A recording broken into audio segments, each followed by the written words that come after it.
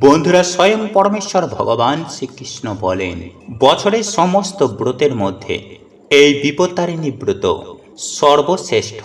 এই ব্রতের গুরুত্ব ও মাহাত্ম্য অনেক অনেক বেশি। তাই সারা বছর বন্ধুরা ভালো থাকতে, পরিবারে আয় উন্নতি বৃদ্ধি করতে, বাড়িতে মা লক্ষ্মী, ভগবান শ্রীকৃষ্ণ, হনুমানজি ও মহাদেবের আশীর্বাদ প্রাপ্ত করার জন্য আপনারা অবশ্যই কিন্তু কাল এই বিপত্তারিণী ব্রতের মহাযোগে এই সবজিটি অবশ্যই গ্রহণ করবেন। পরমেশ্বর ভগবান শ্রীকৃষ্ণ বলেন, বিপত্তারিণী ব্রতের দিন এই সবজিটি খাদ্য হিসাবে গ্রহণ করলে জীবনে অর্থ, সুখ, সৌভাগ্যে ভরে ওঠে। এই কার্যগুলো করতে একদম ভুলবেন না। এবং এই দিনের শাস্ত্র বলছে যে বাড়ি থেকে কিছু জিনিস কিন্তু আমাদের ভুল করেও কিন্তু কাউকে দিতে নেই। এতে সৌভাগ্যের নাশ হয়, বাড়ি থেকে লক্ষ্মীশ্রী হারায়। ফলে বিভিন্ন রকমের অশান্তি, সমস্যা ও বাধা বিপত্তির মধ্যে আমাদেরকে জড়িয়ে পড়তে হয়। আর তা গরুর পুরাণে পরমেশ্বর ভগবান শ্রীকৃষ্ণ নিজে বলছেন। তাই অবশ্যই বন্ধুরা আপনারা ভিডিওটি পুরো দেখুন। ঠিক তেমনই পরমেশ্বর ভগবান শ্রীকৃষ্ণ এও বলছেন যে এই পূর্ণ পবিত্র বিপত্তারিণী ব্রতের দিন এই ফুল ও ফল গৃহে আনতে পারেন, তাহলে আপনার বাড়ি অর্থ, সুখ, সৌভাগ্যে ভরে উঠবে। শুধু তাই নয় বন্ধুরা, এই ফল যদি আপনারা খাদ্য হিসাবে গ্রহণ করেন, তাহলে আপনারা সারা বছর সুস্থ ও নিরোগ থাকবেন। ঠিক তেমনই বাধা বিপত্তি মুক্ত একটি জীবন পাবেন। এক কথায় বলতে গেলে আপনারা অখণ্ড সৌভাগ্যের অধিকারী হবেন। আপনারা সারা জীবন রাজার হালে থাকবেন। তাই বন্ধুরা, ভিডিওটি সম্পূর্ণ শেষ পর্যন্ত দেখুন এবং ভিডিওটিতে একটি লাইক করে বন্ধু বান্ধবী আত্মীয় পরিজনের সাথে শেয়ার অবশ্যই করবেন। এবং আপনারা যদি এখনো পর্যন্ত আমাদের এই চ্যানেলে নতুন হয়ে থাকেন, তাহলে চ্যানেলটি সাবস্ক্রাইব করে পাশে থাকা নোটিফিকেশন বেল আইকনটি অন করে রাখবেন।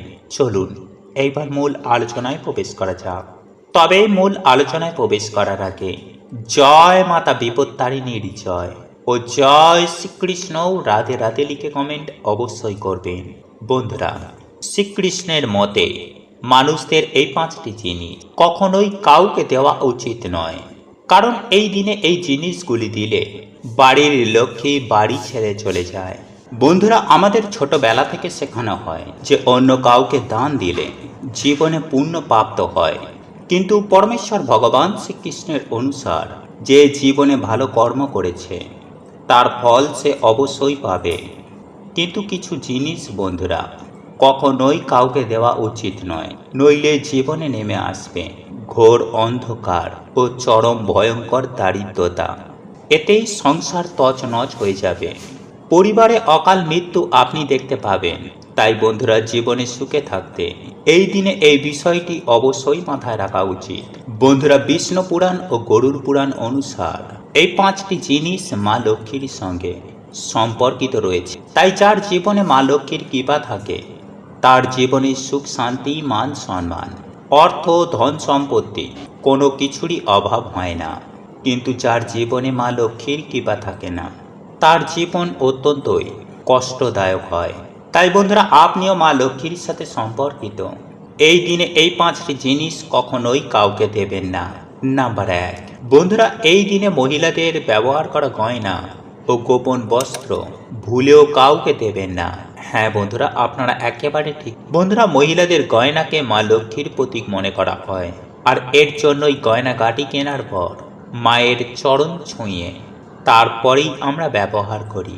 আর আপনারা প্রত্যেকেই জানি যে বাড়ির মহিলারা হচ্ছে মা লক্ষ্মীর প্রতিরূপ। তাই তাদের গয়না কখনোই ধার হিসাবে বা দান করা উচিত নয়, বিশেষ করে মঙ্গলসূত্র, পায়েল ও বিছা। বন্ধুরা, এই গয়নাগুলি আপনারা যদি কাউকে দেন তাহলে সেই ব্যক্তির ভাগ্য গয়নার সাথে সেই বাড়ি ত্যাগ করে। নাম্বার 2, বন্ধুরা, এই দিন সূর্যাস্তের পর কখনোই দুধ, দই, চাল, আটা ও লবণ এমন সাদা জিনিসের দান কখনোই কাউকে করবেন না। কারণ সাদা জিনিসের নজর একটু বেশি লাগে। এর ফলে বাড়ির পজিটিভ ঊর্জা বাড়ি ত্যাগ করে চলে যায়। এতেই নানান রকম অসুখ বিসুখ সেই পরিবারে ঘিরে ফেলে। তাই বিশেষ করে বন্ধুরা, লবণ এই দিন সন্ধ্যার পর কখনোই কাউকে দেবেন না। যদি আপনাদের দিতেই হয় তাহলে বাজার দোকান থেকে কিনে তারপরে দিন, কিন্তু রান্নাঘর থেকে ভুলেও বন্ধুরা কখনোই এগুলি দেবেন না। নাম্বার 3, বেলনি ও চাটু। হ্যাঁ বন্ধুরা, এই দিন রান্নাঘরে ব্যবহার করা বেলনি ও চাটু ভুলেও অন্য কাউকে দেবেন না। বন্ধুরা, আপনারা প্রত্যেকেই জানি যে মা লক্ষ্মীর কৃপায় আমরা অন্ন প্রাপ্ত করি। এর জন্যই খাবার আগে আমরা ঈশ্বরকে ধন্যবাদ দিই। কিন্তু আপনি যদি এগুলো অন্য কাউকে দিয়ে দেন তাহলে আপনার বাড়ি থেকেই মা লক্ষ্মী এই জিনিসটির সাথে বাড়ি ছেড়ে চলে যাবে। নাম্বার 4, ঝাঁটা বা ঝাড়ু। বন্ধুরা, ঝাঁটা বা ঝাড়ু আমাদের বাড়ির নেগেটিভ ঊর্জাকে বার করে দেয়। তাই ঝাড়ু বা ঝাঁটাকে মা লক্ষ্মীর প্রতীক মানা হয়। তাই এর জন্য বাড়িতে ব্যবহার করা ঝাড়ু বা ঝাঁটা অন্য কাউকে কখনোই দেবেন না। এতে আপনার বাড়িতে নেগেটিভ ঊর্জার প্রভাব অত্যন্ত হারে বৃদ্ধি পাবে। কারণ যখন আপনার বাড়ির ঝাড়ু বা ঝাঁটা অন্য কেউ বাড়িতে ব্যবহার করবে, এর প্রভাব কিন্তু সবার প্রথমে আপনি আপনার বাড়িতেই দেখতে পাবেন। বন্ধুরা, একই সঙ্গে মাথায় রাখবেন যে এই দিন সন্ধ্যার সময় আলমারি থেকে টাকা বার করে অন্য কাউকে দেবেন না। এতে আপনার বাড়িতে অলক্ষ্মীর হতে পারে। হ্যাঁ বন্ধুরা, আপনারা একেবারে ঠিকই শুনছেন। বন্ধুরা, প্রাচীন কাল থেকেই আমাদের বাড়িতে পুজোর সময় ধূপ ধুনো ও প্রদীপ ধরানো হয় এবং সাথে সাথে শঙ্খ বাজানো হয়। কারণ বন্ধুরা, এই সকল কার্যে যেমন দেবদেবীরা প্রসন্ন হন, ঠিক তেমনই নেগেটিভ এনার্জি ও জীবাণু এতে অনেক নাশ হয়ে যায়।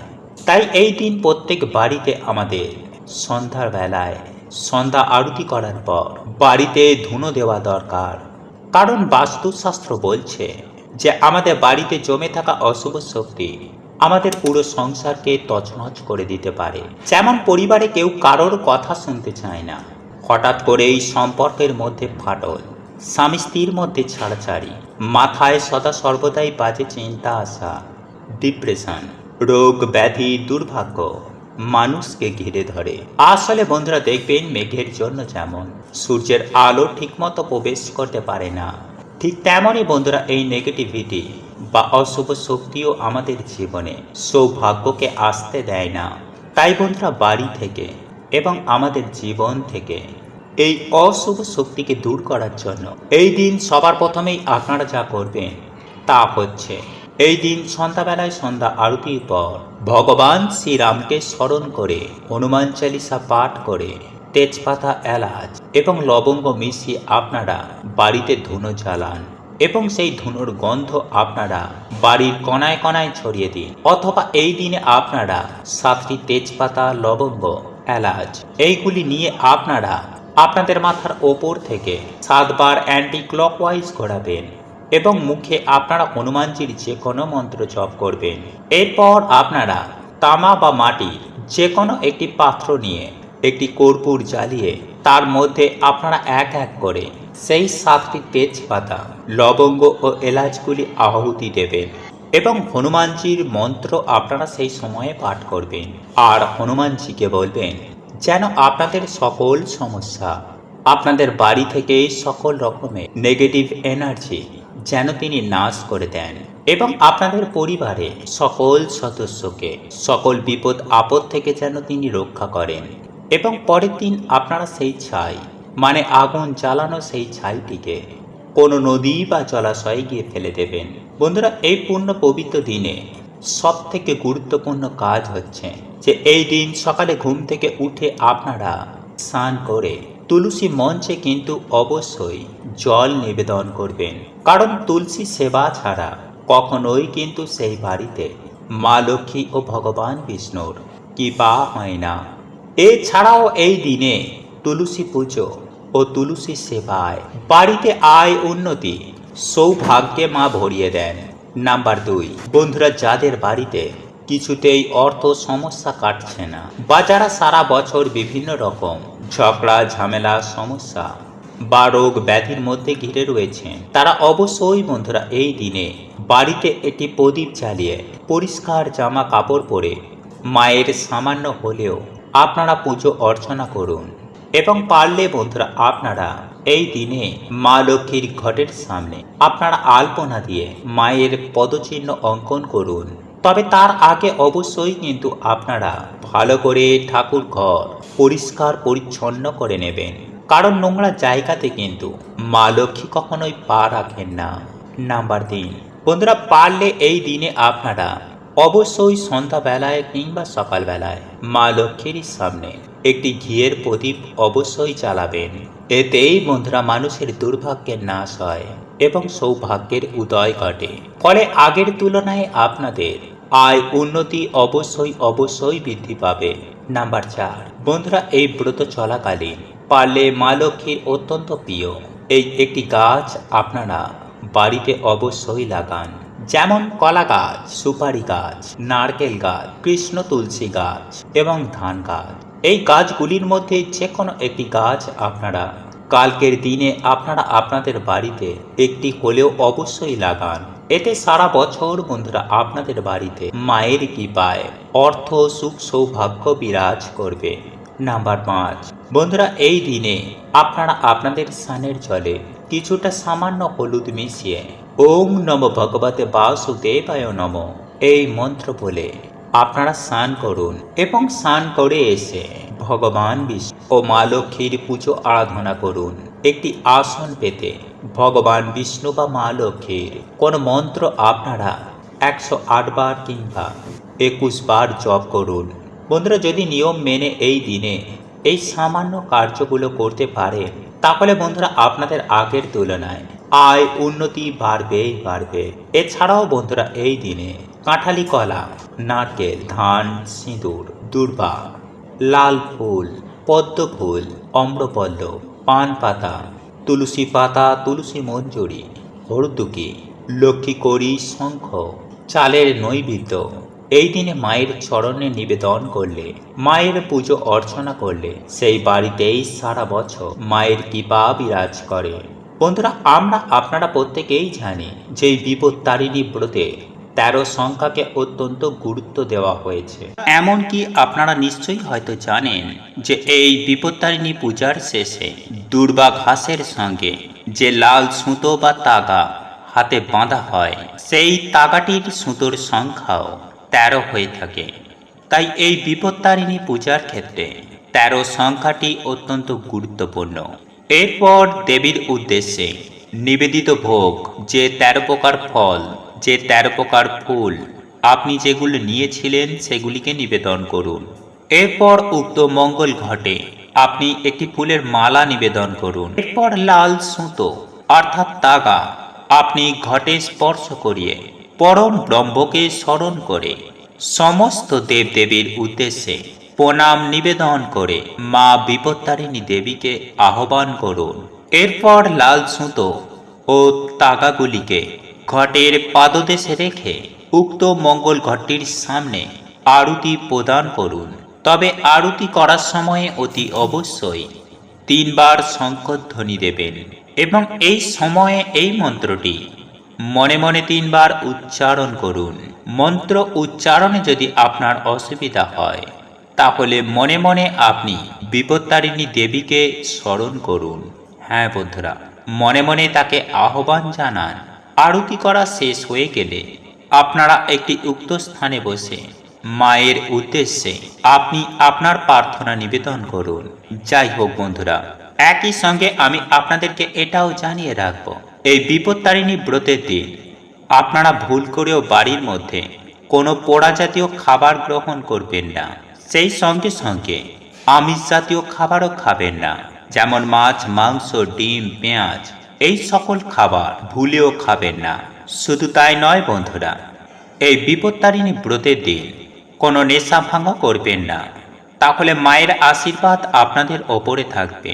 আর আপনারা যদি ভুল করেও এই সকল খাবারগুলিকে খাদ্য হিসাবে গ্রহণ করেন, তাহলে আপনার জীবনে ঘোর বিপদ নেমে আসতে বেশি সময় লাগবে না। বন্ধুরা, আপনি যদি এই বিপত্তারিণী ব্রত পালন করে থাকেন, তাহলে আপনারা নিরামিষ খাদ্য আহার গ্রহণ করুন, যেমন লুচি, সুজি, ফলমূল ইত্যাদি। তবে আপনারা যাই খান না কেন, ধরুন আপনি লুচি খাচ্ছেন, তাহলে সারাদিনে 13টি লুচি খাবেন। তবে একটি কথা আমি আপনাদেরকে জানিয়ে রাখি, যে স্বয়ং পরমেশ্বর ভগবান শ্রীকৃষ্ণ বলেন যে এই বিপত্তারিণী ব্রতের দিন 13টি পান গাছের পাতা অবশ্যই পুজোয় ব্যবহার করতে হবে। সেই সঙ্গে লাগবে উচ্ছে বা করলা। হ্যাঁ বন্ধুরা, আপনারা একেবারে ঠিকই শুনছেন। বন্ধুরা, আপনারা এই ব্রত পালন করুন বা না করুন, অন্তত পক্ষে এই সবজিটি এক কণা হলেও খাদ্য হিসাবে গ্রহণ করবেন। হ্যাঁ বন্ধুরা, আপনারা যে 13 রকমের ফল নেবেন সেই ফলের সাথে অবশ্যই রাখবেন এই উচ্ছে বা করলা। বন্ধুরা, ভগবান শ্রীকৃষ্ণ বলেন যে এই বিপত্তারিণী ব্রতের দিন এই সবজিটি গ্রহণ করলে জীবন থেকে সমস্ত প্রকারের বাধা বিপত্তি, রোগ ব্যাধি, দারিদ্রতা একেবারে নাশ হয়ে যায়। তবে সেই সঙ্গে এই পান গাছের পাতা অর্থাৎ পান অবশ্যই খাবেন, তাহলে আপনাদের জীবনে অর্থ সুখ সৌভাগ্যে ভরে উঠবে।